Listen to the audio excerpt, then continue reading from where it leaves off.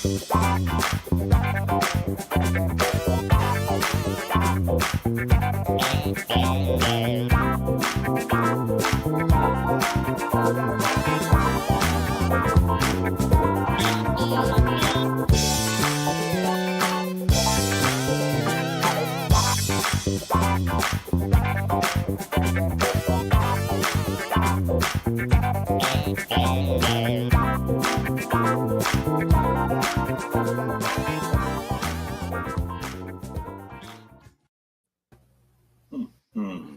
afternoon, ladies and gentlemen out there in Facebook land and YouTube land. We would like to welcome you to That's My Story, episode 21. Joining me as usual. Well, we actually have an extra face on the screen today joining us, and I'm going to go down the list and introduce you guys to everybody. First of all, if this is your first time joining us, That's My Story is basically just simply the hottest internet sensation where we use our platform. Where we use our platform to talk to those that are in the entertainment industry, and we allow them to come on. We have a live interactive discussion with them and allow them to share their story and their journey with us. All right. So on your screen at home, to my right would be out of Detroit. He is a wonderful saxophone player, musician, vocalist, producer, arranger, representing the chairman of the board. Help me welcome Mr. Ken Knox. Yay. Underneath Ken, representing for the West Coast out in LA, we have a wonderful entertainer, vocalist, dancer, all of the above. Also the esteemed wife of the legendary bass player for Earth, Wind, and Fire and founding member, Verdine White. We have Miss Shelley Clark White. Yay.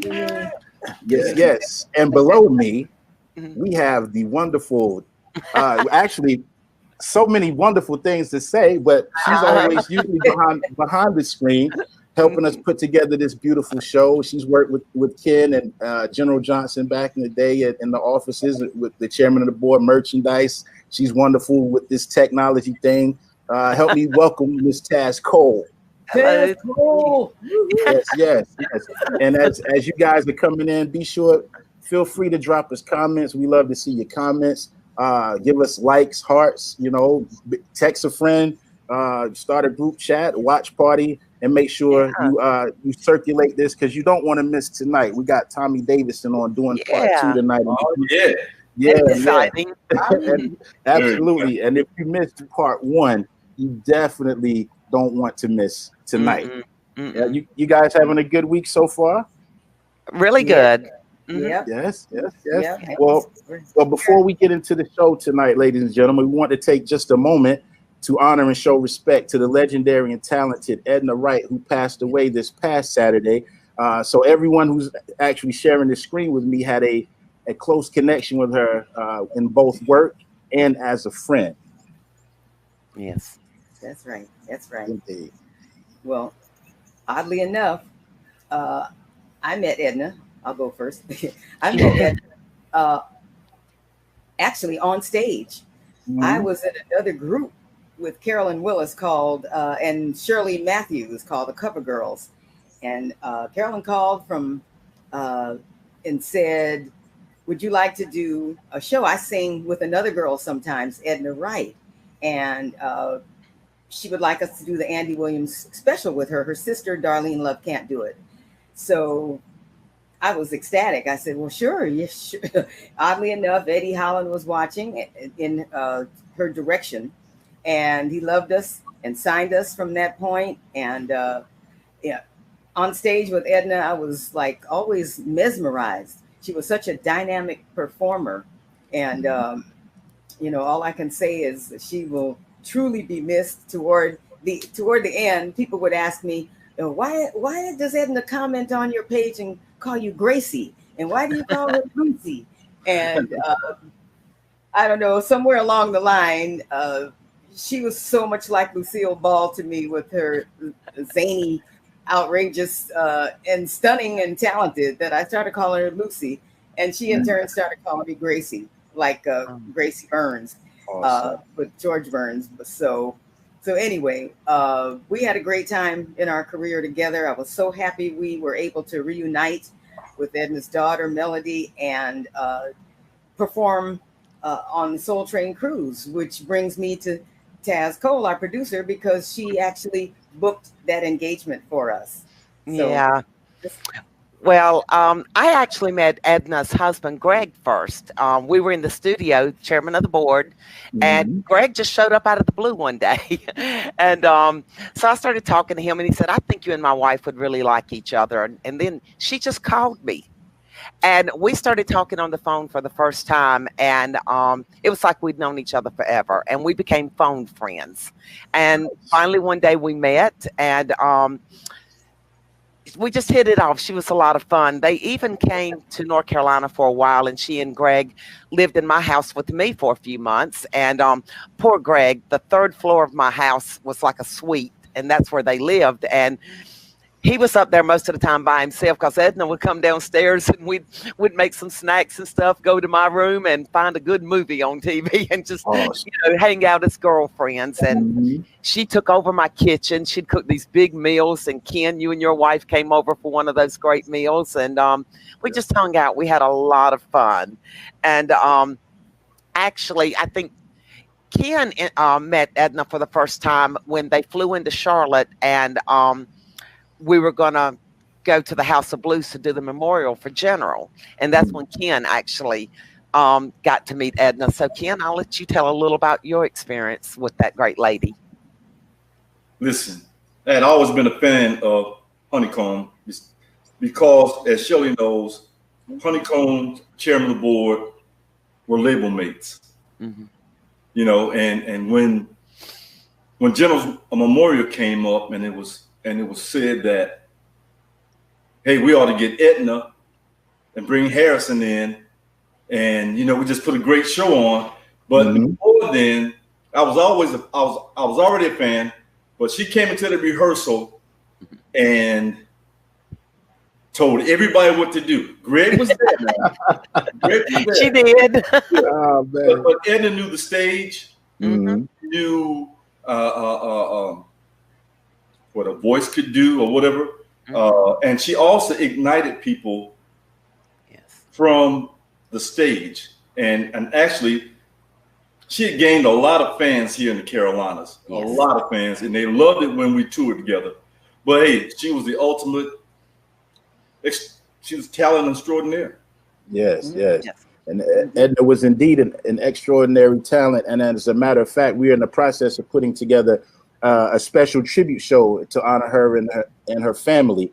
So we encourage you guys to stay tuned while we put that particular show together. But in the meantime, we want to share a little clip we put together featuring Edna White and the Honeycomb.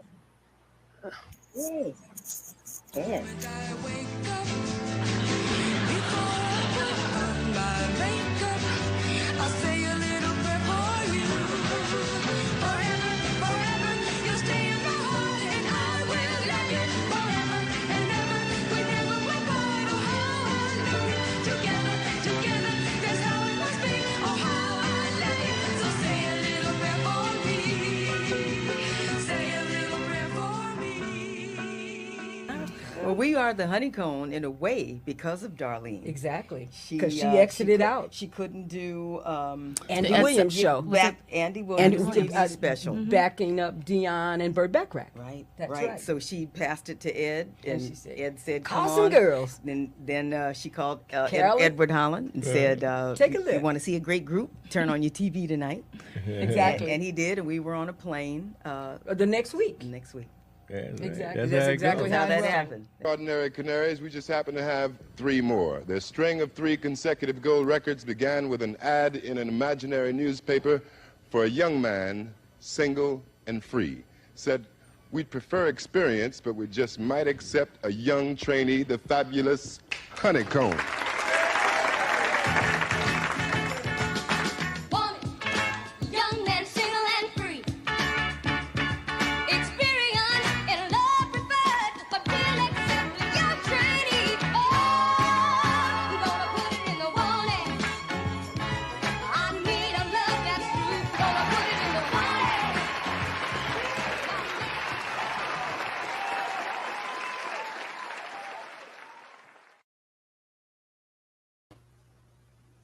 So with that being said, my co-host and I would like to raise our wine glasses and salute Miss Edna, right? Yes. Rest in peace, rest in power. All right, I'm gonna take a sip. You are loved. Yes, indeed. Once again, ladies and gentlemen, we welcome you. We wanted to do just take a moment at the top of the show to acknowledge Miss Edna Wright. So we once again want to welcome you guys. Y'all come on in, get squared away. We see some of your hellos coming in. I see some of my family on, some of our faithful following, and we really, really appreciate you guys. Make sure you like and subscribe to our Chairman of the Board Facebook page, as well as the official Chairman of the Board page on YouTube. I wanted to take a minute to thank Mr. Darren Henley for subbing in for me last week. I had a musical obligation that I had to tend to. I couldn't get it moved around, but definitely want to take a moment to salute Darren for sitting in for me. Yeah, we applaud you and holding the fort down until I was able to come back, but definitely missed you guys last week. And so honored and so happy to be back with you guys today. Oh, man, we're happy that you're back. Absolutely. Go ahead. I said, right, Shelly? We're happy that he's back, right? Oh man, you have no idea. Okay. Cool. That is good. It's cool to be missed sometimes, you know. It's cool to be missed. Yes. But I guess we're ready to procead, huh? Oh, yeah. I'm excited. It's been a rainy, dreary day all day, and I'm looking forward to having a wonderful time, having a few laughs with this gentleman that's about to join us on the screen. So, ladies and gentlemen, if you missed episode 18, you definitely missed a treat. So you definitely want to lock in with us today. So without any further ado, allow me to introduce to you comedian, actor, singer, author, also an incredible impersonator. He is an original cast member of In Living Color. You may have seen him in such movies as Strictly Business, Ace Ventura, Joanna Man, CB4, perhaps Woo. Also on certain TV shows such as Martin, Malcolm and Eddie, The Bernie Mac Show. You might have caught him on Mad TV. Please help me welcome the super funny, the super talented Mr. Tommy Davidson for his second go round on That's My Story. What's up, Tommy? Yeah. I think we forgot something. We forgot in clothing designer. Hey. Oh, Yes, yes. And if you design that hat, I definitely need to get one of those. Oh, We're gonna get you one of these, man. That ain't Yes, hard. sir. Yes, sir. Yes, A sir. guy in what is it? Norfolk, Virginia. He'll hook it up. Okay. Yeah. We was talking about Lancaster, South Carolina, in our virtual screen room, having a little laugh, but that was all well. Now, since the last time we had a chance to talk to you about 3 weeks ago, we hope you made your next engagement on time. But what have you been up to? Yeah, I did. I'm always on the edge, you know. Like the make sure the wrap up's the wrap up because I'm always moving to the next thing, you know. Absolutely, I get it. What have you been up to since the last time we had a chance to chat with you? Just traveling the road a little bit. Mm-hmm. You know, mostly just working on my productions here. You know, just developing. Are you doing something with Bruce? Did I read that? Oh, Bruce. I don't know. That's one thing I don't know is my schedule. See? Okay. Yeah. But he's my man. That'd be a great show. He's my man. I love Bruce. Absolutely. I told him one time if I get the ponytails. What you gonna do with them? How heavy? No matter how heavy you are. Yeah, because all you do is go around one circle. And it's gonna hurt so bad. It's gonna hurt so bad on the second circle, you leaving your feet. And I got you. Oh my gosh. You gotta turn him into a human helicopter. Yeah. Boy, he was laughing, his sons was laughing, boy. Yes, indeed. Love that guy. Yeah. Well, listen, last time we chatted with you, we talked about the beginning of your life as well as your early career. I think today we want to start off talking a little bit about your film career. Okay. And can we go to 1991 real quick when you started in a movie? And I believe it was possibly Halle Berry's first movie at the time. Right. That movie was Strictly Business. Mine too. Yeah. Now it was your first movie also? Yeah. Look at that young man. Nice. But it was her. It was like one of her first acting. You know, I've been on In Living Color, so right. Yeah. Now, legend is a lot of leading men tried out for your role. Yeah. That was a very sought after role. Martin wanted it. I mean, everybody wanted that thing. You know. And so a guy, Mark Berg, over at Island Pictures, and I think he was the one. He was the one that really pushed to make sure that I got that part. Okay. You know, the rest of the producers weren't really interested. You know, Andre Harrell wasn't interested. Yeah. So, but you know, what's meant to be is meant to be.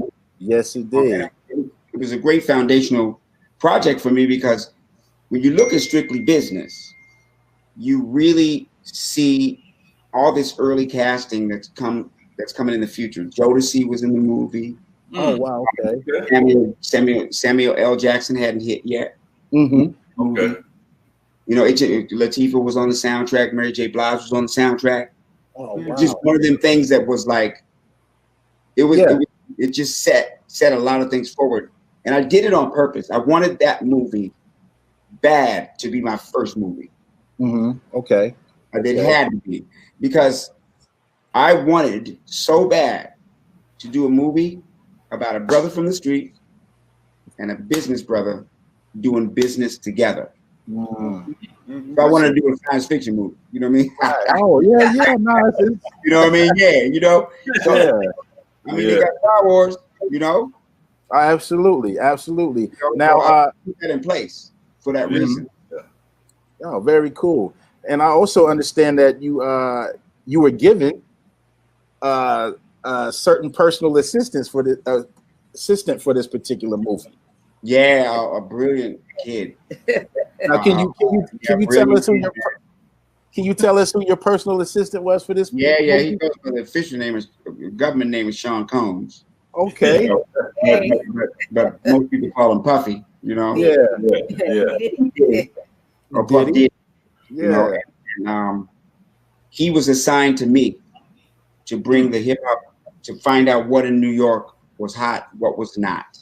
So my assistant took me to set, watched out for me, but most of all, we stayed out every night, all night, and he took all the underground clubs, all the clubs, and I saw all of the acts before they even got signed.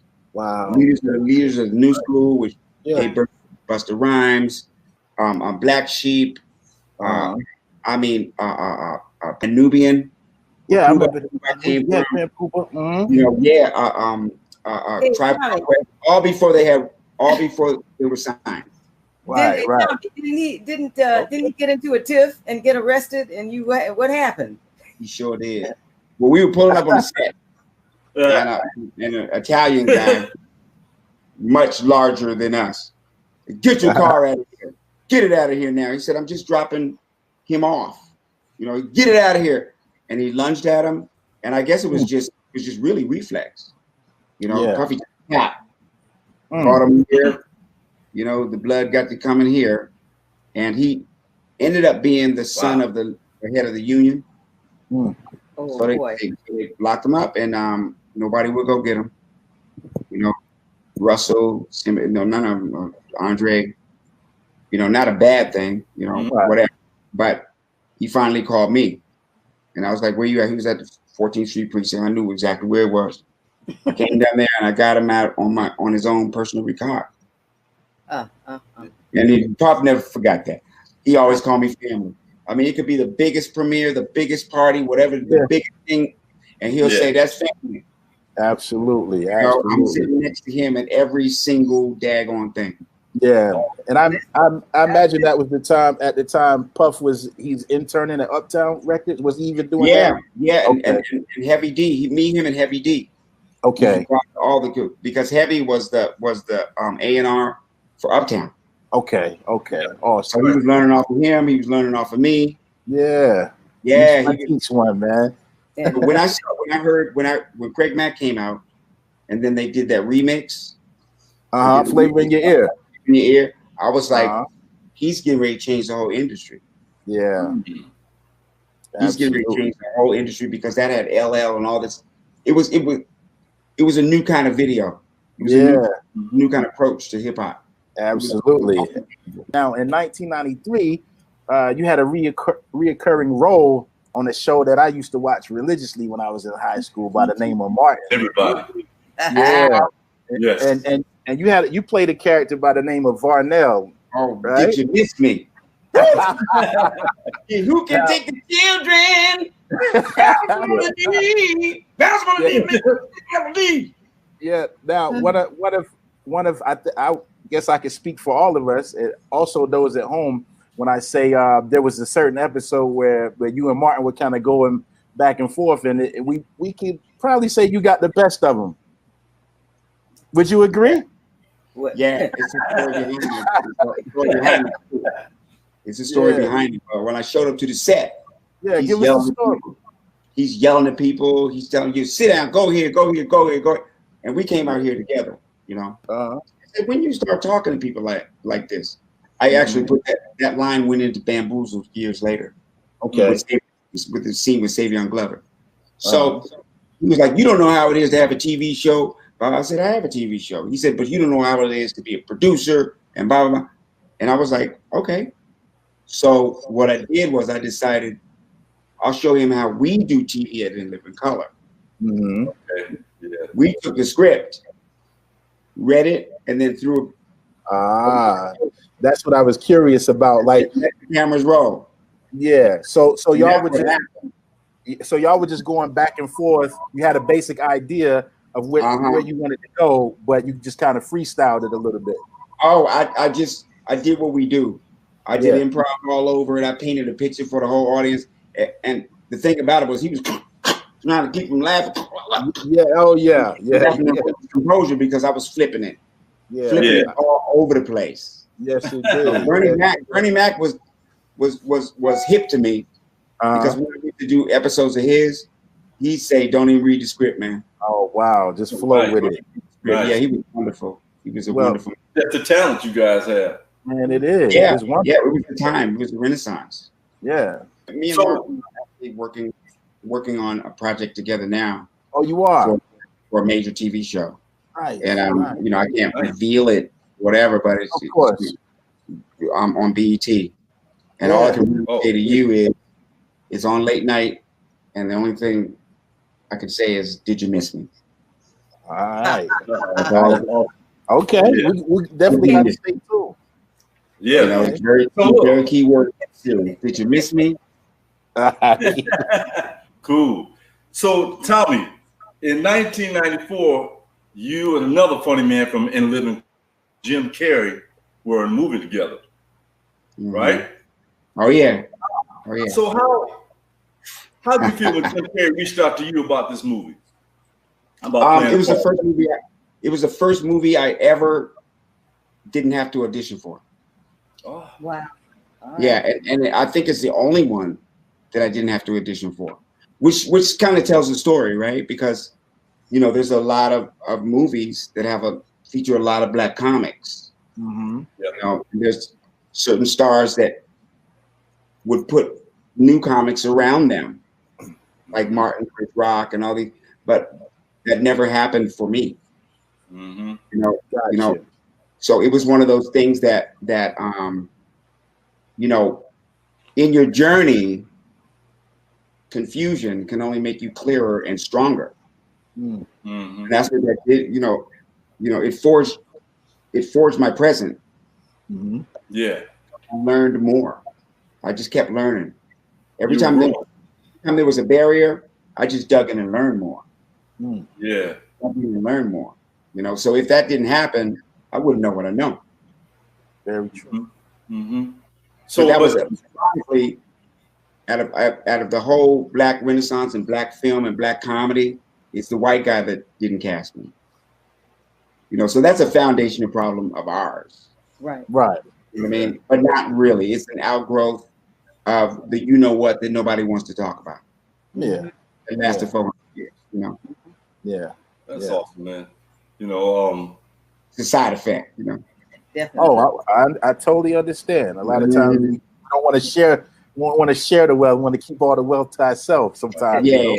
I'm glad you said it about Jim Carrey because I always wondered what type of person he was, and I'm saying he's on point. Oh yeah. He is. He's Yeah. my man. Like it's like George Clinton says about the side effect. It's the side effect of what you get when you improve your inner self and function. You know what I'm saying? You know? Yeah. So Tommy Cat. I bet there is another movie that no one will ever forget. The cult classic. I mean, they even have a saying after your movie, Booty Call. Man, Booty. man, Booty Call. man. Now That they use, Booty Call. That is a touchdown right there, boy. You had all the foxes. You had the Vivica Fox. You had the Man, Jamie Foxx. I was surrounded. That was a great movie. That was a great movie. And it's a cult hit. Yes, it is. Mostly the people that come to me about that are white kids that went to college. Yes. They just that's their movie. Yeah. You know, and we loved it. Of course, we loved it. You know, Bernie Mac was in that. Yeah. We also had most of stars in that. You know. Oh, yeah, absolutely. Yeah. That was Bernie Mac's first movie.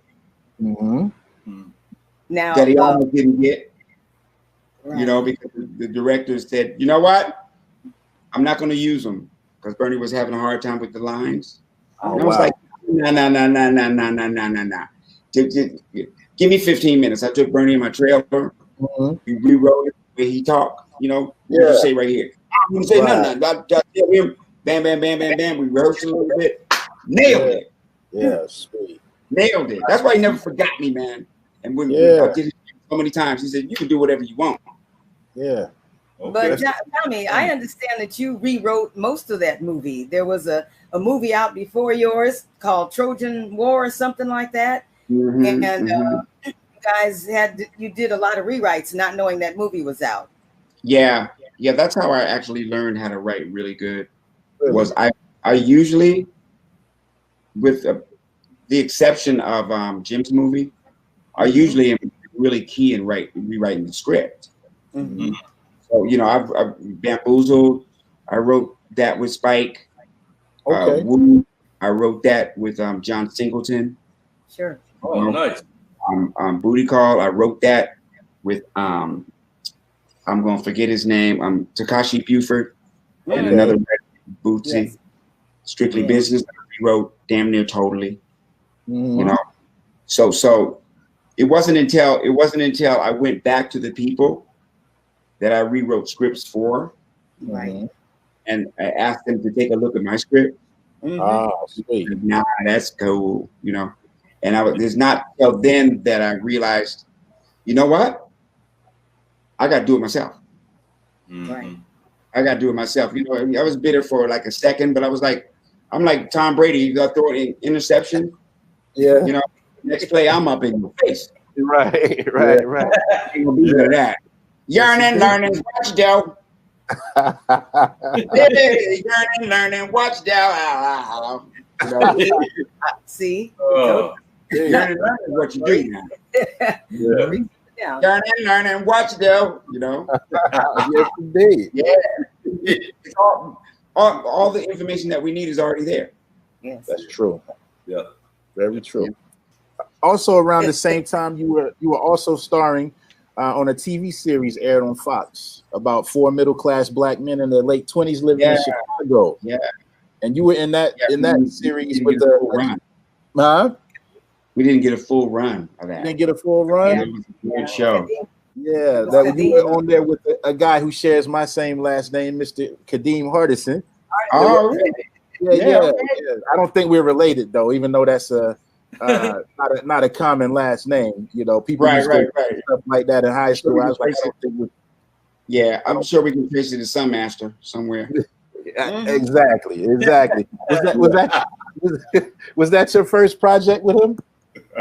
Yeah, it most certainly was. Him and Dondre Whitfield and Kelly Perrine. It was a once again blessed man. You know, I get to do a TV series about 4 professional black men. Now that still ain't a show on. Still ain't a show on like that. Very true. Very true. Not athletes, not rappers. Yeah. Just regular money making people. Yeah. Is that a part of your selection process as far as your TV shows and things like that? You want them to have a certain message as far as the characters that you're gonna portray? If I can have that opportunity, you know, Okay, I'm an actor, so if the script doesn't matter what genre it is, you know, if the script is good, then I'm an actor. Okay, but it's cherry if it has to do with Africans, people of African descent that are seen with a good character, seen with morals, seen with work ethic, with compassion. Right. It's seen emotionally balanced. Right. But that's the ideal roles for me, because those are the roles that are that and the movies that are here and there. Right. You still haven't had a parallel to Strictly Business. You know, so that illustrates my point. Gotcha. So kind of brings balance to otherwise what we would know as a society. Some in certain right. Okay. Yeah, you know, we can have a guy, Matt Damon. You know, he natural born killer, a spy that travels the daggone world. You know, we can have Keanu Reeves be in Matrix, but we can't have a movie where we're just a businessman. Yeah, I'm with that. Yeah, and martial art. Yeah, I did a martial arts character on Living Color. Finally, in the last season, and he was something else, man. He was something else. Sweet. So there came a time when you and the Fresh Prince, Mr. Will Smith, almost came to blows. Yeah, that was You gotta tell us about that. Well, first of all, I never knew why. Oh wow. I went 27 years not knowing why that happened. And it's in doing the book that I found out what I thought happened. You see, because I could only say, oh well, here's what I think about it, but I never knew. And it was about not being able to rehearse the kiss with Jada. And I wanted to rehearse that. You don't just do that. You know, and they were rushing. And the producers told me, don't worry. She just said, go for it. Do whatever you need to do, blah, blah, blah, blah. And so I'm not going to do that anyway. But as I do it, she seemed a little stiff, you know? And I was like, okay, but it looked good, you know? Then that's when the incident happened. Okay. You know, this boy walks in the bus and he's like, you know, what's that all about? You know, this, that, and everything, you know, and I'm like, I played it off. What?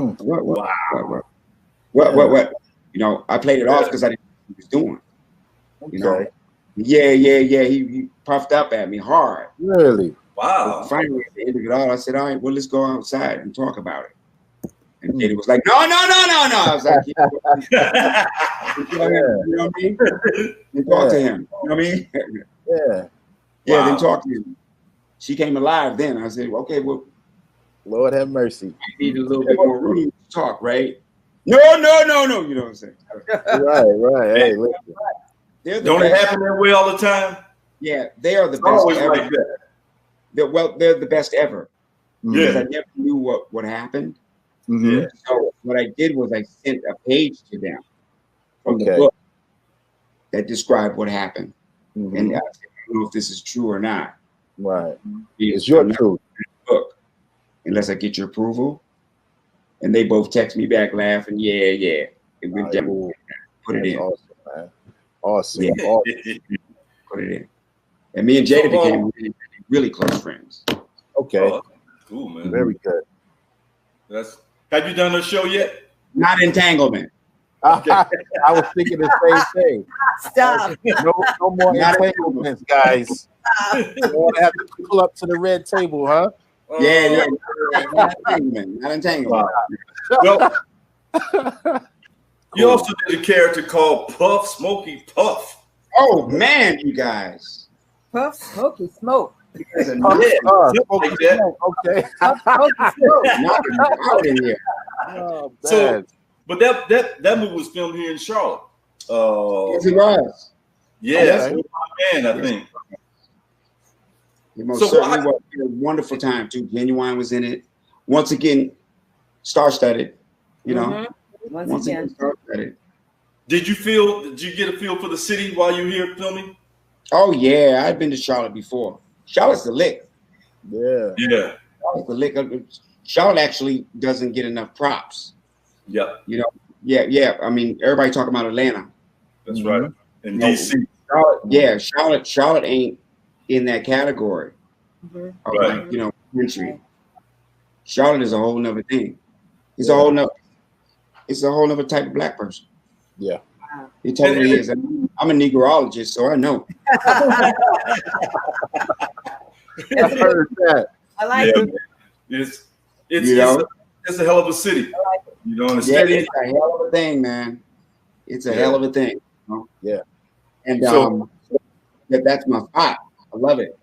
Mm-hmm. So how was the filming with let's see, who were some of the characters in that? Miguel Nunez. Oh yeah. The guy girl, you know. Mm-hmm. Yeah. Whereas if we did that movie now, what would happen? Oh, you get canceled. Right. Cancel culture. Right. Yeah. Everybody's sensitive. Yeah, that wouldn't have got done, boy. Yeah. You know? Tommy Cat. Let's talk about Mad TV. Yeah. Woody Jones Johnson.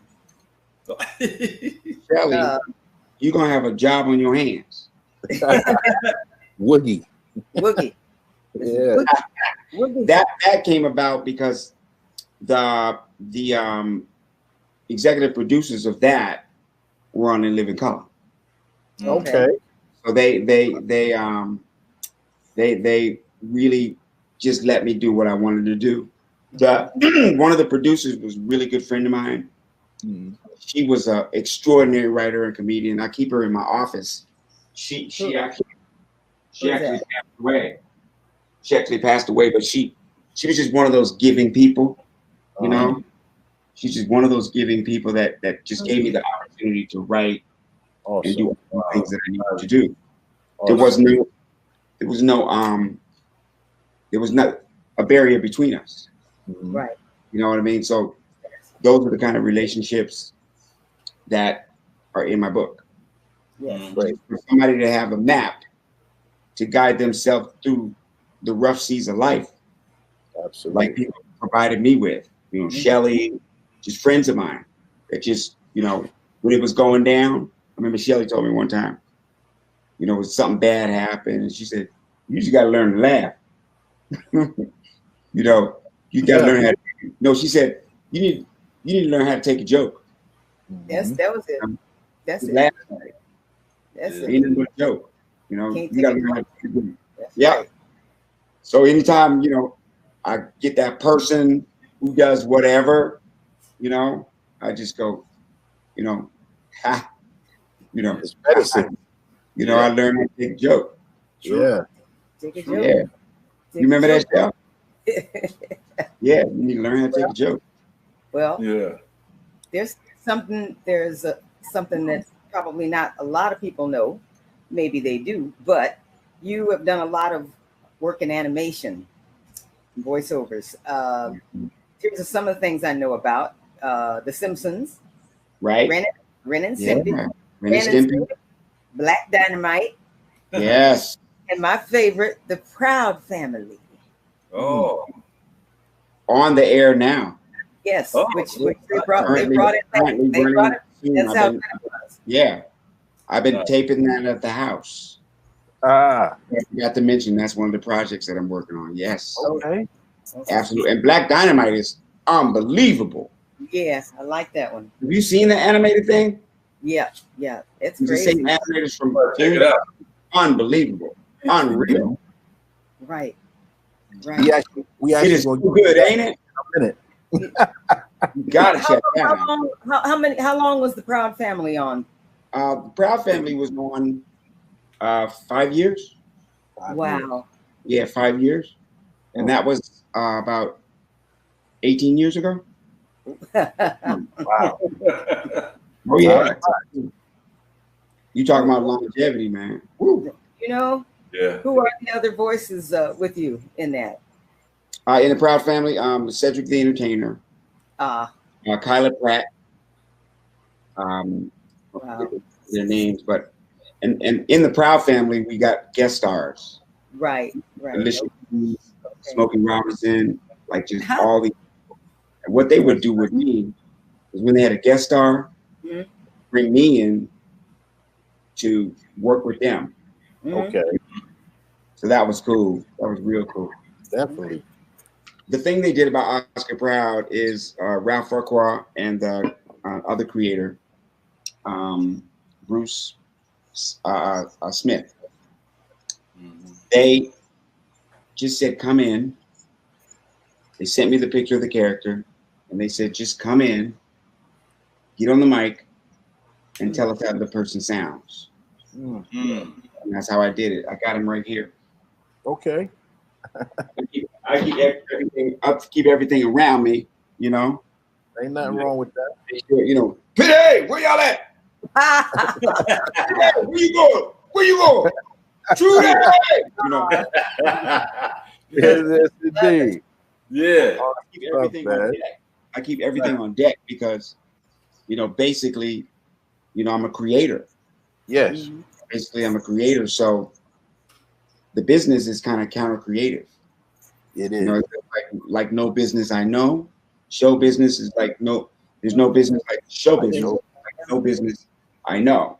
This is the only business where, you know, you can sell and make a lot of money with something that's not creative. That's not that creative. Yeah. So I got to remember, or you can create something beautiful and people will just say, we don't want it. No. Yeah. But I keep those things around me. Right. Because I need to be reminded that I'm a part of a fraternity, sorority, that it is old as mankind. Very true. An idea. You know, somebody said, let's take these round circles of wood, and let's take a rod and put it between them. You know? Yeah. Somebody, let's take these stalks. Let's take these dry plants and take the seeds out of them and rub them against a rock. Right. The white powder that we have left, let's add water and put it in the stove. Yeah. You see? Yeah. It starts with an idea. Yeah, and you know, the idea of ideas came from who? From Africa. You know, from us. The idea of ideas. You know, the Homo sapiens wouldn't even survive walking around the world if they didn't have the basics. Mastered fire, you know, mastered planting. You know, that's why the other ones didn't survive. They always talk about Homo this and Homo silicus and Homo this. You know, they didn't survive. Right. With those basic, you know, the idea of community. You know, that was a black woman who came up with that. She said, because if you were jumping from one woman to the other woman to the other woman to the other woman, you'll never have a settled community. So at least have one. You know, that concept came from her. Yeah. So I have to be reminded. Yeah. Reminded. You know, it's like, you know, even the structure of Egypt. You know, you can't build those things without trigonometry, without geometry. You can't even count numbers unless we did the homework of watching the stars, seeing that there was a pattern, a certain weather when those stars came up, and they came up with the 12-month year. Right. And the 365 days is actually more than that, a little bit. Okay. But that's where it all came. Yeah. Yeah. The number system for us. Right. The spiritual thing. It was like a religion. Yeah. You know, because they noticed that there was a system of order that predated them. Something that was already going. You know? Yeah, that's good stuff there. Yeah, we're right in the pocket. Yeah. I'm with We're that. on a good foot. Like Get on the good foot, huh? That's why they can't do nothing with us because, you know, like James Brown said, I got a whole lot of bills in my money spent. Yeah. That's on my bad foot. You know what I mean? And how true that statement is sometimes. You know? Yeah. It's all about the good foot. Yes, indeed. Yeah. No, that was good, man. If you any of the pharaohs or whatever, you see pictures of it, they always got 1 foot forward. 1 foot forward. And then you got to take the other one and put it in front of that one. Yeah. They always got 1 foot forward in the sculptures. Yeah. They knew how to put it on a good foot. I'm with that. That's good stuff. Man. You dropping heavy stuff right there. Yeah. Yeah, it is. Yeah. Everything that we needed to do was already there. Mm-hmm. It's already there. I'm in agreement with you on that. Yep. It's already there. For sure. To just redo our glasses. You know? That's all. Yeah, indeed. Focus the aperture. You know? Yes, sir. Tell us about the character. Is it Cream Corn? Cream Corn. Cream Corn. Yeah, and I'm running things. You know, Cream Corn. Yeah, Michael Jai White, who's a wonderful actor and a very scary martial artist. You know, very scary martial artist for that boy. I mean, he got muscles behind his ears. You know, he's just like muscles everywhere. Yeah, man. most kind, creative. We got the same birthday, you know. And he called me one day and he said, "I got an idea," you know. And so I went over to downtown LA. He was going to shoot this thing. Shot it on like beta. Had clothes in a glad bag for the cast. Said, I'm gonna do this, and then I'm gonna try to get this done as a movie. Right. And I want you to be in it, you know. So I want you to be Cream Corn. You know, so I actually was a part of. Well, actually, that makes what I said about Jim not true. Okay. You know? I didn't have to audition. So good for y'all. You know, bring me that balance. Yeah. Because you know. What a difference a day makes. 24 hours. You know what I mean? Yes, that's what that song's about. You know. Absolutely. Now, so you also appeared on Everybody Hates Chris. Right? I sure did. I think the legend has it that's CB4 right there. His movie CB4. Okay, that's CB4 as well. All right. Yeah, me and Chris met years and years ago. We met in, I think, 88. Okay, wow. He was Eddie Protege. Eddie Murphy Protege. Okay. You know, so he was the Beverly Hills Cop too, I think. Okay. That was his debut into comedy. So both of us were what they called the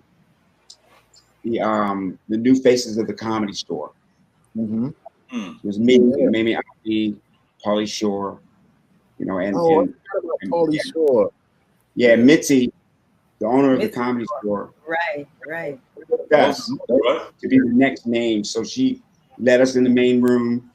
She let us play all her clubs. Yeah, cool. That's a wonderful person. Now, Everybody Hates Chris was like was that a parody of Everybody Loves Raymond? Yeah. Okay. Definitely. Definitely. Cool deal. Oh, yeah. That was a good.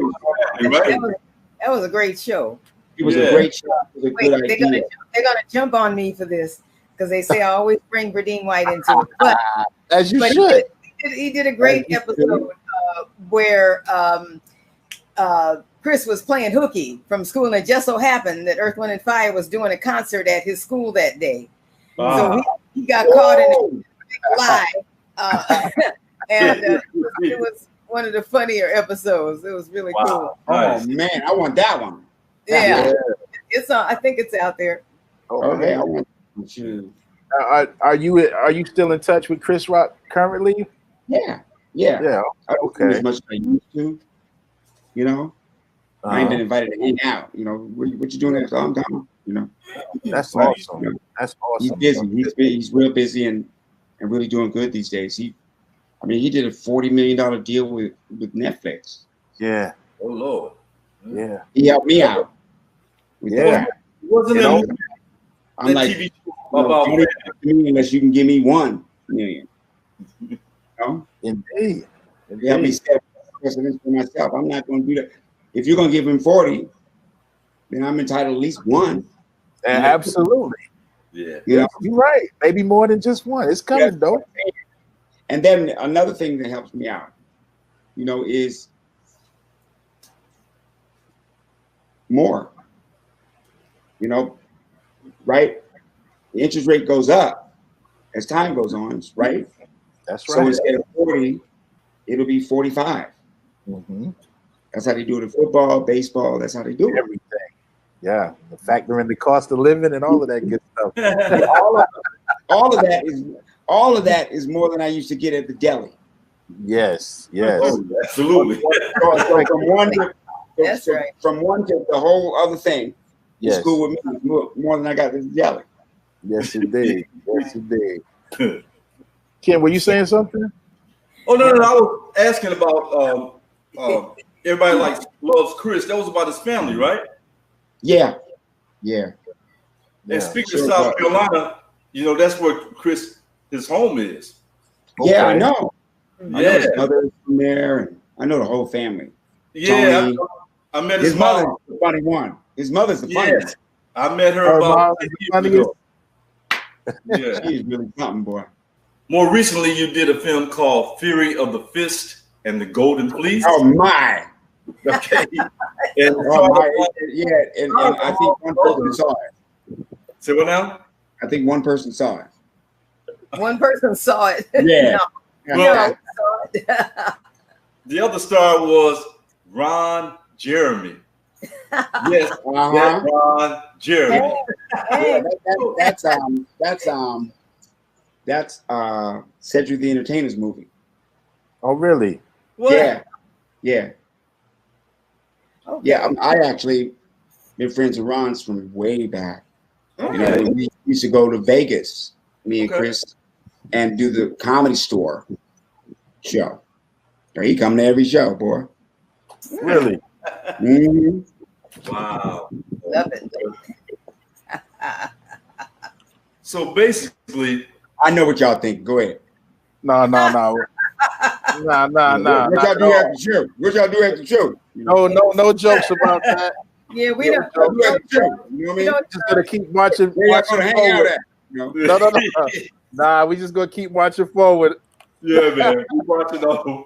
Yeah. Well, Tommy, a while back, you sent me a clip of something that you're excited about, and it was a great show. If I have this right, originally you turned down doing it, and then the president of the network called and told you, "I'll give you whatever you want, just vacation, creation." Yeah, that was a gift. Yes, that was a great. You got to go everywhere, right? I mean, for 3 years. Whoa! I traveled every corner of this earth, from Australia to Greenland to Spain, Monte Carlo, Alaska. We stayed in Alaska, boy. Yeah. I think that's the best thing about the show was, you know, I was helping people. I got to be like my mother. You know, here's some examples of the episodes. There was one brother, a black police officer. He'd gone blind in one eye. He was going blind in the other one fast. So he asked me to take his sons to Alaska.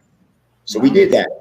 And they had a wonderful time. And then they flew his partner in, surprised him on the deck of the ship, gave him an achievement award for the whole thing. There was a lesbian lesbian couple from Baltimore, black girl and white girl. Mm-hmm. And they got married and were just going on their honeymoon. Yes. And one of them had a child, and the child was eating candy, choked, and died. Whoa. So we took them all over Samoa, and were blessed to spread the kid's ashes at sea. Mm-hmm. Mm-hmm. And then we married them again, and we said, "This is your honeymoon." Wow. Wow. Yeah, that's the show. That was a great show. All we had back in the day is like Queen for a Day, remember? Yeah. And stuff like that. This is a great show to do stuff. Yeah, and it wasn't, you ain't had to die to be on it, Right. One of the mothers that we had on there, her 3 kids just said she's been a great mother. She raised us by herself. All of us went through college. Celebrate. But we wanted, so we took them to Alaska, and she wanted to see some killer whales. And we actually did. Man, then things came out, they were like Mack trucks. I was like, okay, we've seen them, let's get out of here. Yeah. I told the captain, we're gonna need a bigger boat. And I meant it. I remember that line. I meant it. Right? Yeah. Well, that changed my life. That started me thinking internationally.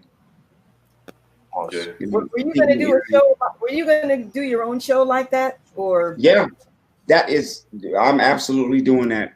What Anthony? What is his name? Anthony Bourdain. Anthony Bourdain. That's my boy. Bourdain, yeah. That I want to do a show like that. Yeah. For me, why not? Why not? You're not? You're a chef too, right? Well, I just say that we built the world economy, so why shouldn't we be a part of it? Mm-hmm. Mm-hmm. We built the world economy, right? Yeah. So why shouldn't we be able to take advantage of it? Very true. You can't tell. Ain't one country in the world that ain't got touched by our cotton. Mm-hmm. Heavy facts. Yeah, they can't even get dressed without it. It's on their draw. That's right. And other places. That's right. Oh man. Well, And other places too. I actually watched that on Saturday afternoons. Yeah, I did too. Yeah. Mm-hmm. Yep. Mm-hmm. Awesome. That was really a really important show for me. Mm-hmm. And the company One Song is an international company. Mm-hmm. It's not just creating shows and movies and stuff for North America. Mm-hmm. It's creating shows around the world. Yeah. That gave me that idea. One of my ideas, just so you know the type of company that I'm going for, is I want to do a comedy sitcom out of a shanty town. Yeah. In South Africa. Okay. Wow. More people live like that than people live like us. That's true. They look like that. So why don't I go do a show? And all of them got a little cable disc. Mm-hmm. So why don't I do a show about them? They're an extension of me. Yeah. They love each other. They want good things for their kids. Right. That's right. Mm-hmm. They love the big universe. Yeah. So that's one of the things that I really want to do is do a sitcom there, and then I hope I can do in Rio too. Yeah. That's right. We'll do as many shows as I can in the shanty towns. Mm-hmm. Yeah. They keep the economy rolling. Absolutely. That's true. Very true. Yeah, they similar to us. As soon as they get some money, they want some Nikes or something. I tell you. And probably some cell phones. Yeah, man. Yeah, so I'm going to try to do that. All right, that's what got me thinking that when I started seeing all the news of the earth and saying, wait a second, when I went to France, when I went to Russia, when I went to all these different European countries, Spain, and I saw the opulence, it made me realize that we built it. Yes, indeed. Yes, indeed. With the exception of Russia because they had serfs, but it was the same system. Mm-hmm. Yeah. You know, Yeah. and Lincoln and them didn't give Lincoln and the Tsar didn't give up slavery and serfdom because they thought it was wrong. They gave it up because they couldn't engage in the industrial revolution without it. That's In place. Yeah. And they couldn't make it work. Right. Even because the industrial revolution was coming. They said, you know, we got to get into the act. Oh You yeah. know? Yeah. Again, heavy facts. Yeah, heavy facts, man. Love Yeah. it. Yeah, in our virtual green room before we came on, and you were getting yourself situated, I just threw out the phrase, the rhinestone cowboy. You know, now I had the pleasure of seeing you do your stand-up. We about to get into your stand-up. I had the pleasure of seeing you in Charlotte at the Comedy Zone in like 2002. Yeah, boy. A friend That's of mine my- worked there, and if there was an act coming through, she would always kind of look out for me and make sure I got my ticket. So I was at that particular show, but which leads into our next segment. Talk to us and the viewers at home about your stand-up. Stand up. Well, this was you know, stand-up is I'm considered a natural. Oh, you know? for sure. I had it from the jump, but I worked really hard to improve the technique side of it. Absolutely. You know, and then I saw a documentary with Bruce Lee, and he was asked in an interview, how did you get to be such a great martial artist? He said, I worked so hard at it that my body moved at the speed of a reflex. Wow. But a reflex, you know, but martial arts isn't natural like a reflex. So what he experienced was a natural unnaturalness and an unnatural naturalness. So I was like, what if I did that with comedy? Yeah. What if I took everything that's out there, impressions, storytelling, what if I mixed it all in one thing? Improv, you know, would I experience the natural unnaturalness? And yes, I achieved it. Yeah, man. And would you say would you say your comedy is considered physical or not? It's defined by the audience. I got you. Yeah, unnatural naturalness or natural unnaturalness. Yeah. So yeah. It's an experience. It's an experience that takes place in front of you. Okay. Yeah. You know what I mean? So, yeah. So it's the defining, undefining thing. So say almost like I have a box of 64 crayons. It just depends on which color I decide. Okay. Hey man. Yeah, what you gonna do now? What you gonna do? Having 64 colors is way better than just the 8, right? You know what I'm saying? And then you got a choice if you want to make a rose, you know? Yeah, I'm with that. You know, you dig it? Yeah. Okay. And we do have a clip of you doing a little stand up. If you don't mind, if we can get into that real quick. I want this. Actually, I think we need a black woman president. For terrorism. You fight terror with terror. Ask any white girl who went to high school with black girls who the terror is. She found out the second day of school. What is that? I didn't even know you. Black girls are mean. You ain't got to know me for me to whip your ass. I want to know why white girls got to know who hit them. Who are you? I be like, bitch, run. I know her. I think we need a white woman president. Hold on, black women, let me finish. Brother, say the word white women, black women. Say it again. I'm not talking about politicians. I'm talking about any average all-American white woman walking the streets of America, because we'll know who our heroes are. I don't care where you are. You can be at the Best Buy, CVS, Toys R Us, IHOP. If it's some bull, who step up for everybody? White women are like heroes. You never been in a grocery store 15 minutes, no managers, no cashiers? White woman to the rescue. They make announcements for everybody in the store. Hello! What in the hell is going on back there? Son of a bitch! Everybody giving a high five. You're welcome. You guys can stay here. I got to go to Home Depot. You've never been to IHOP trying to get a table on a Sunday afternoon? Impossible. White woman to the rescue. And I admire white women because they don't just start going off. They do public polls first. You always know a white woman going to go off because she start getting eye contact with everybody real slow. She's heating up. She started doing little interviews. How long you been here? Yeah, that's bull. Yeah. Hello, help us. And they're negotiators. They can negotiate with the manager. Are you the manager? Yeah. Here now. Primarily, we're just here to get pancakes. Black people love white women because you know what? They always refer to us, man. You know, we've been here like 30 minutes, 40 minutes, this guy 45 minutes.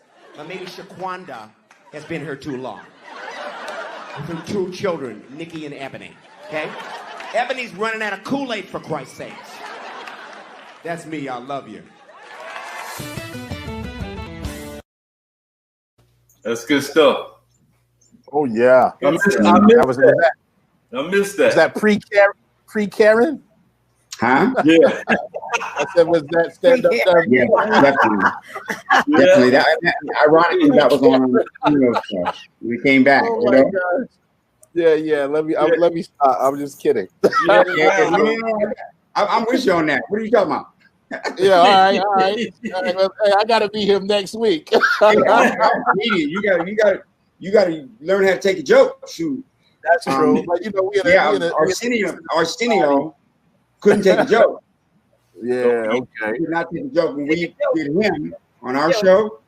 Oh, that's right. When Keenan would impersonate him on it, living room. Yeah, he like that at all. To this day, the long fingers. Feel a little. Yeah. Yeah. So Tom, you ready to take some? Kelly knows him well because of Eddie. Oh, okay. Arsenio, he said Shelly knows Arsenio well because of Eddie. Yeah, Eddie Murphy. Yeah, he was around during the era when I came into the business.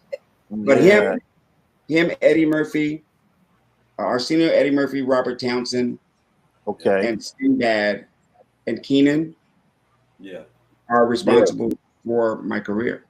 Absolutely, that's awesome, man. Nice. My career, and Michael Williams over at the Comedy Act Theater. Okay. That's Yes, awesome. you know, I'm a piece of talent in the town that was forged by all black men. How awesome is that? All my first breaks came from there. Yeah, That's something. that's something. Yeah, within itself. Yeah. Yeah. Robert Townsend definitely should get credit. Oh yeah, Robert is the one who taught me to be a writer. Yes. Yeah, I went over to his house. I had some commercial audition. He said, "Come on," and we took it apart and did this thing. He said, "You know what? You're a writer." Really? I am.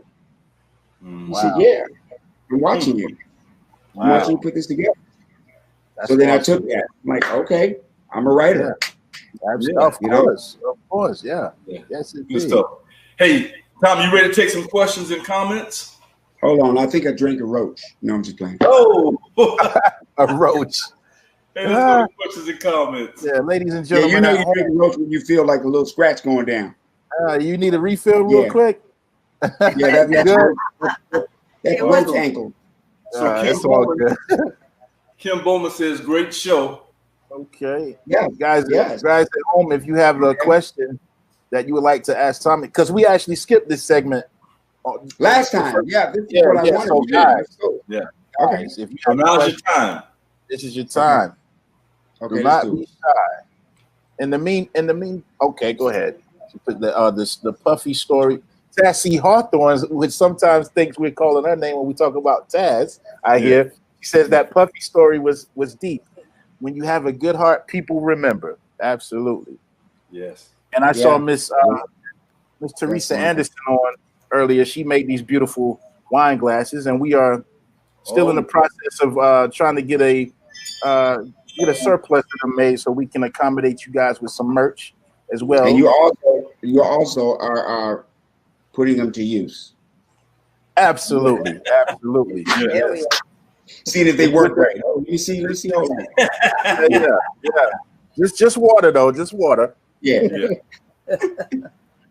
And Shelly's is just cool. Don't worry about it. She got beet juice. Beet juice. Oh, is that right? Yeah. I'm scrolling. Can't you scrolling with me? She got borscht. And Taz is also here. There are many questions. Anybody? Right here. Okay. Miss Tazzy May. All Tommy right. J, Read that for me. Group of comedy impressions. Your impressions were unforgettable. Sammy Davis, I love that one too. You remind me so much of Robin Williams and talent. With that said, we laugh with you and always expect laughter from you. But I learned from Robin to say to you, how are you? How are you coping through this pandemic? We love you. Wow. That's awesome. That's nice. That's nice. Very nice. I'm just I'm just tight roping on gratitude. That's what get me through. Tight roping on gratitude. It's a good opportunity to see what I have. Good opportunity to see what I have and to focus in on the have-nots. Indeed. Focus on the have-nots. Get to see what the government is about. That's because right. the emphasis isn't on the working people. Indeed. To be on, bringing troops to cities. Yeah. Somebody what I said mean? What did say? Yeah, it just seems to be on the negative. I think we got to get you one of these glasses. Somebody said you're using the wrong glass, Tommy. No. If I use one of them glasses, I'll bet you Frank. Yeah, shout out to Miss Teresa Anderson. I don't know if she's still in here or not. I saw her name She the one that earlier. get your glasses? Yes, sir. Yeah. Matter of fact, Shelly's supposed to send me a box of those. She told me that. Okay. We're gonna get you right. You know what? We're going to see her Sunday. We have a performance, and so we'll make sure. Hold on. Where? In Selma, North Carolina. Oh wow. It's an outdoor festival, so we're gonna be social distancing. So we're gonna be all right. All right. More time. We might need you to do that particular one for us. Out of nowhere. Yes, indeed. Let's see. Got a comment. I'm gonna pop up real quick. Oh, okay. I was. Hold on. I think we might be clicking at the same time. I'm gonna let whoever clicked before me. I'll catch the back end. Okay. Ayala Rizala Schechter. I know I butchered that. Go ahead. Oh. Beautiful Shelly. Aw. Sorry if I didn't say your name correctly. All right, I'm gonna pop this one up.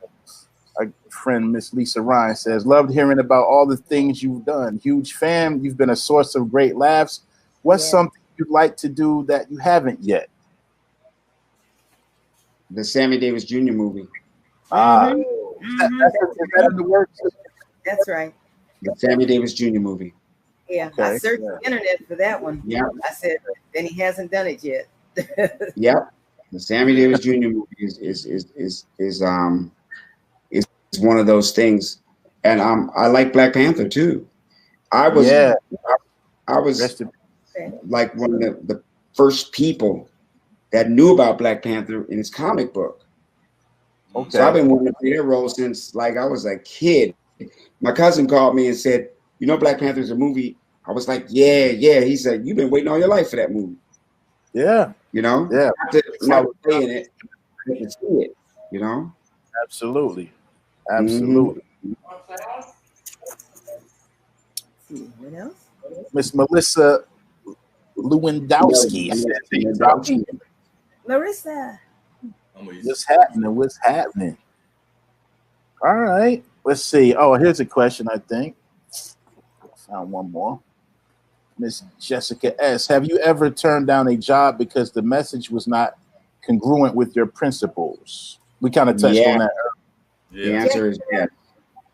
The answer is yes.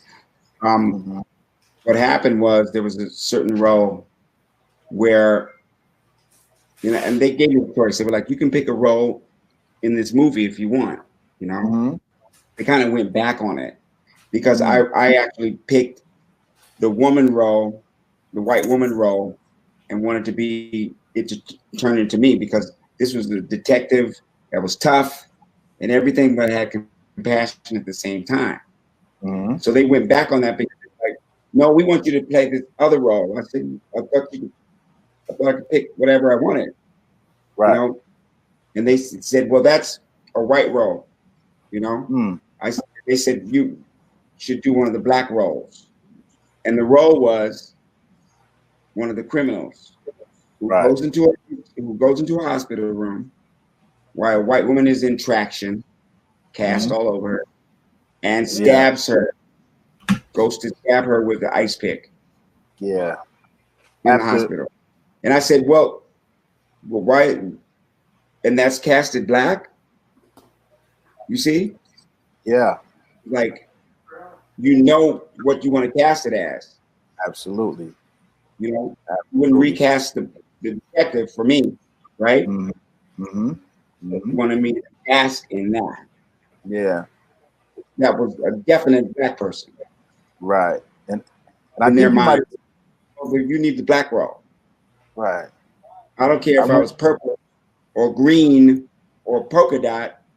You know, I ain't gonna go into anybody's hospital room and nobody that I know would. Right. That's black. Right. You go and stab a defenseless person with an ice pick. Mm-hmm. On top of that. Yeah. So I didn't take the role. And I actually saw the movie. And I was glad I think you spoke on it. I think you spoke on it last time you were on, and I went and looked it up and kind of you didn't say the specifics like who did what, but I researched it and I was able to find it. Yeah. Definitely. There's my sister there, Faith Hardison Godbold. Another exceptional show. That's my sister. She supports us every week, man. And a matter of fact, she invited all of us on. As far as That's My Story, we went and we virtually spoke to her principal and the staff there. She's the curriculum coordinator for a school for technology, and we went and gave them a little pep talk and everything before school started. So that's my sister right there. That's really like that. Yeah. So she said another exceptional show. One of my takeaways is you have to have a plan, and with God's help, it can come to pass. Love hearing how yours has unfolded. Mm-hmm. Thank you. Yeah. Thank you. Would you mind just saying hello to? What's up, Faith? Yeah. What's up, Faith? Give everybody in the family a hug for me. Absolutely. That's Faith with the beautiful eyebrows. Yeah, she got them. Yeah, she got this little thing she do. She got the perfect eyebrows. Huh? Her and Shelly trade compliments. Yeah, you and Shelly would notice that. Yes. Here's Tassie again. Shelly, that necklace is gorgeous. Oh, shining stars. Yeah, we'll get into that too. You shine star. Yeah. Shining bright to see. Is that all the questions? I believe so. Everything else is pretty much just comments and banter. Well, Tommy, how can the audience find you? What's your social media sites? The Real Tommy Cat is all I do. So all I do is IG, Instagram. Yeah, I bowed out of Facebook. We got them all. Bowed out of Facebook gracefully. You can find me on that. You can find me on Twitter. But mainly, that's my stop right there. Mm-hmm. I had to get out of Facebook because it reminds me of the bathroom stalls. Yeah, you told us last time. You can write anything and everybody get to read it. Yeah, that's right. You sure did tell us. Yeah. So how can they find your book? Amazon or any Barnes and Nobles. I just went to a Barnes and Nobles here at Irvine Spectrum, and I had them order the book, and they put it in there. Okay. They put it in social justice. Okay. And they put it in the comedy section. Oh wow. You know? And I Okay. signed the books, and they put them right on display. Nice. And, All right. and put on their sticker autograph because they believed in what I was doing. Yes. They believed in what it's almost impossible to get on Oprah's book list. Yeah. You know, it's like, what is it going to take? You know, if I can go into the store and have the white managers hear my story and go, that deserves to be heard, then why can't she? You know what I mean? Yes, It's, indeed. you know, if it's for some systematic reason, that's cool. But it's a good question. For sure. It's a great Yeah. question. I told you I couldn't put it down, and so I half went blind, but I was determined to finish it in a few hours. Imagine that. Thank you. But Tommy, the last time you were on the show, we didn't get a chance to talk about your family. So, so tell us about your kids and wifey and everybody. Oh man, things are going really well in that department. You There know? it is. There. Yeah. I like the kids with the tux. And because when I was a kid, you know, I was like, I ain't never gonna be with no white girl, no, because I wanted to be black so bad and all this, you know what I mean? But that didn't happen. It happened because of race. It happened because of timing, because of love, man. You know what I mean? And so I get that a lot. You know, you married a white girl, you did this, that, and everything you did. And I said, none of us would be different colors if we didn't begat. Intermingle some kind of way. Well, it's called begat. You know, you see a lot of that. Okay. You begat that, and he begat this, and he begat that. Yeah. You know? Yeah. We wouldn't be different colors if it wasn't for some begatting. From begotten. I'm with that. He brought a really strong element into my life, you know. My business more seriously.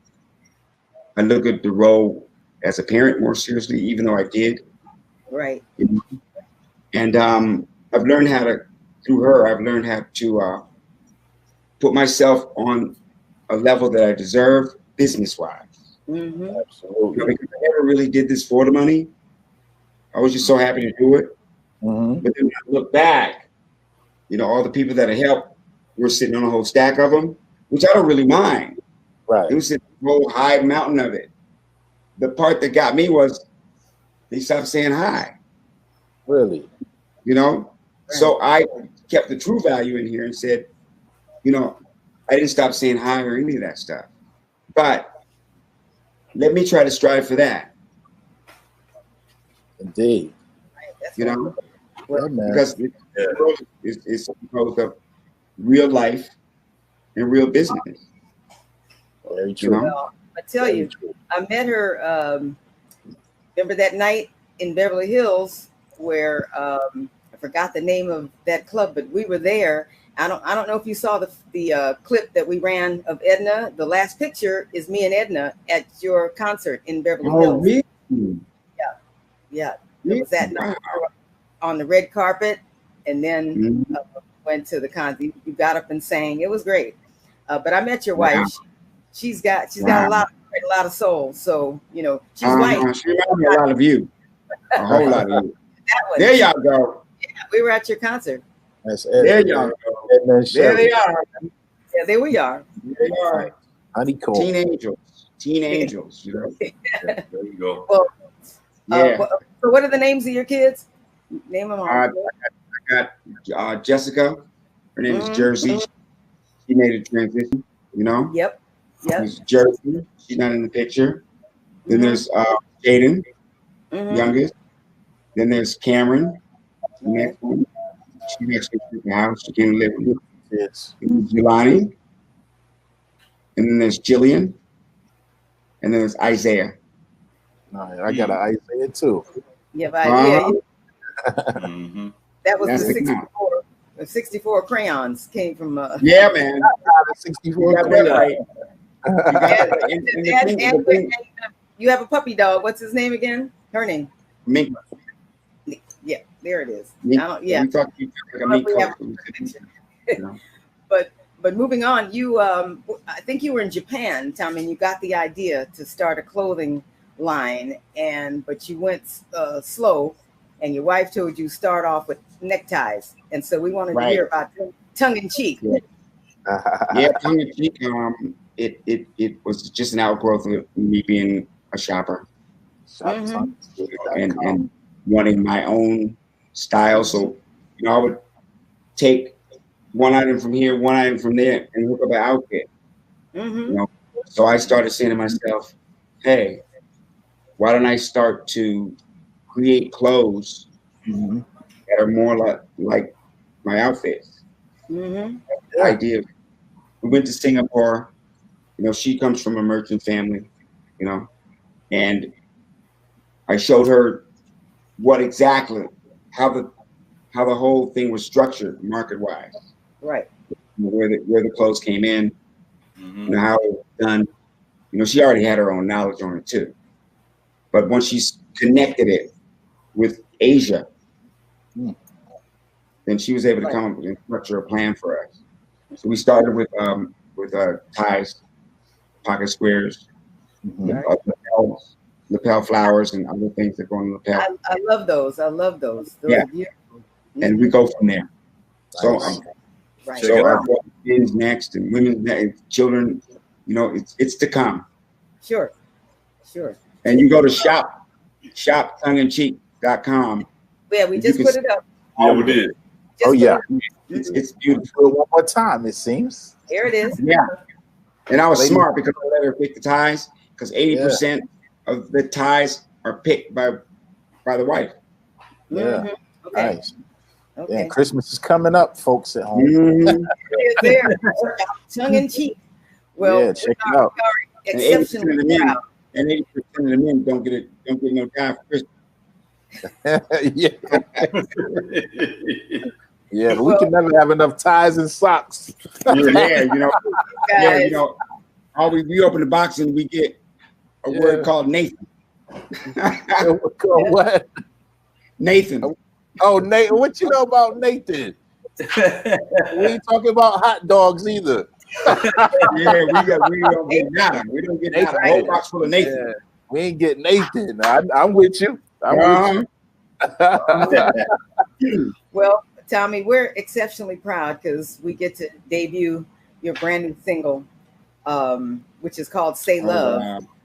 And who's on this project with you, and how did it come about? That is Jeff Lorber. That came about. Just that plan that I made. Yes. I wanted to jump into music, but it has to be natural. Like I want my albums to be like Carol King's Tapestry or Earth, Wind and Fire's That's the Way of the World, or Marvin Gaye's What's Going On album. I want to make a mark, like Stevie Wonder's Songs in the Key of Life, or Fleetwood Mac's Rumors. Yeah. I wanted to make an impact on the music industry and the people who listen to music, like music had an impact on me. Right. Well, so Jamie went to the market and blew up on his music, and it was a wonderful thing to watch. But I was like, Dad, I want to do my thing, but I couldn't at the time because it wasn't natural for me. So it's natural now because I found the key to my stuff is to do the stuff that I like. To do the stuff that I like to hear. And so now it's coming around. And I've met mostly all of my heroes in music. That's great. All of them. I mean, from George Strait was a great friend. Stevie Wonder's a great friend. Quincy, Patti LaBelle, Patty Austin. Nice. Yeah. Man. We want to take a moment to again thank all of our viewership internationally as well as nationally. Thank you guys so much for your faithfulness and your devotion week after week. We're starting to become more and more familiar with you guys' names, as we continue to proceed and progress. and keep this show rolling. So we want to say thank you so much, because without you guys, we could not continue to do this. And your compliments, you know, you guys just show us so much love.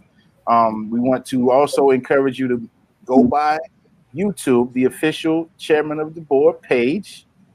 Be sure to like and subscribe, because it'll come right to your home page. You won't have to even do any work, you know, weekly. It'll come right to your home page, and you can catch the show. No issue. Also on Facebook, the Chairman of the Board page as well on Facebook.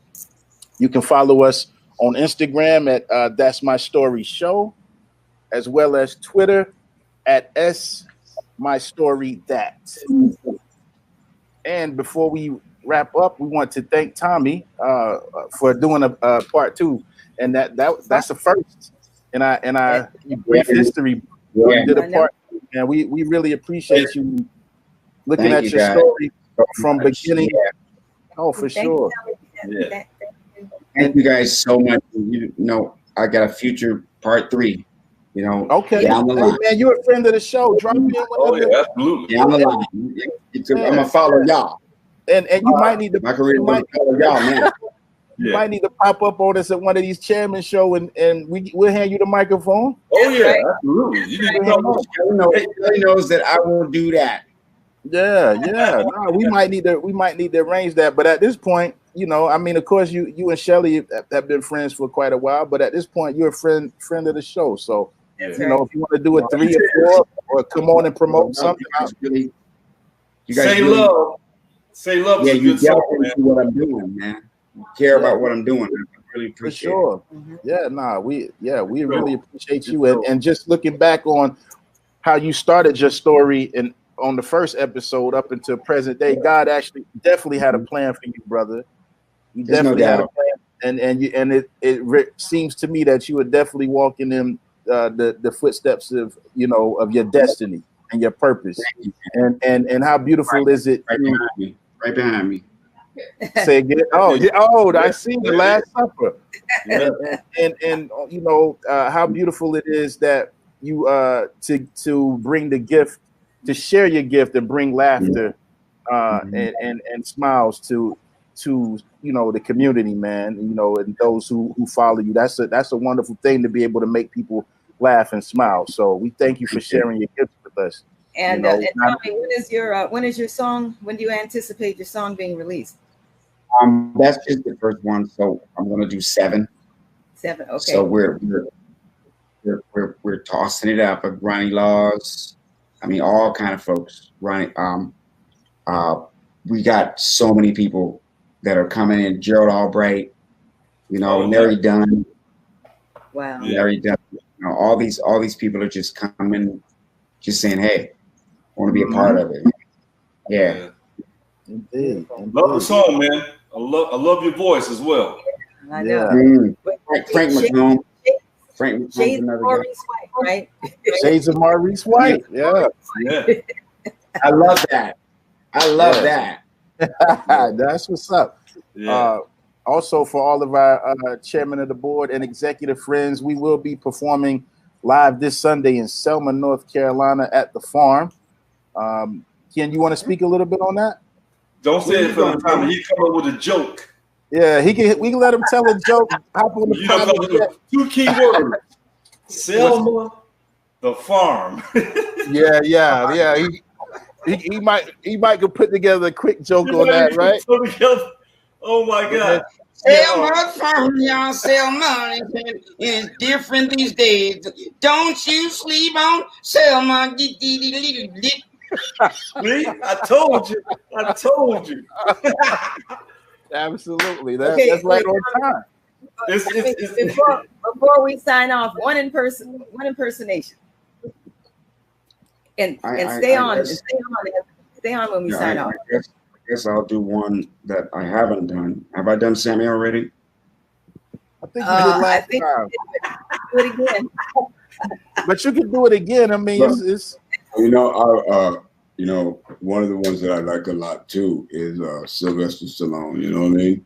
And people wouldn't really expect me to do that. Like in Rocky is a masterpiece. The coach comes to the room and says, Rocky says to him, why you look around my house? My house stink, Mick? Right, stinks, Mick. I never asked you for favors. Ask me to fight the fight, I'll fight the fight. We'll be there, Mick. You don't think you know what's going on if you come down to the gym and couldn't even get a locker. Couldn't even get a locker, Mick. There you go. Good, man. Cool. Very good. Very good. Nice.